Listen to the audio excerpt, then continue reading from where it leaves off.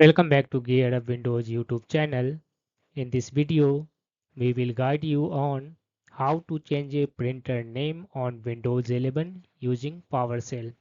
For this, first note down the printer name. For that, click on this one Start button and here type printers, and in the search results click on this one printers and scanners.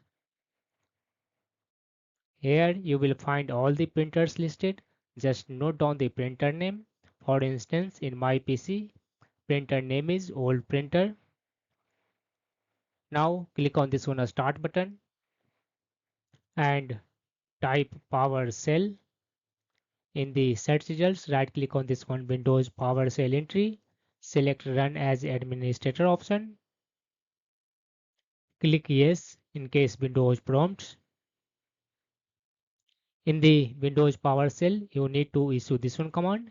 Here you need to change the name of the current printer. Just replace current printer name with the printer name you want to rename. For instance, in my PC it is old printer and I want to rename it with new printer. So I will replace new printer name with new printer name. For instance, I will put here new printer.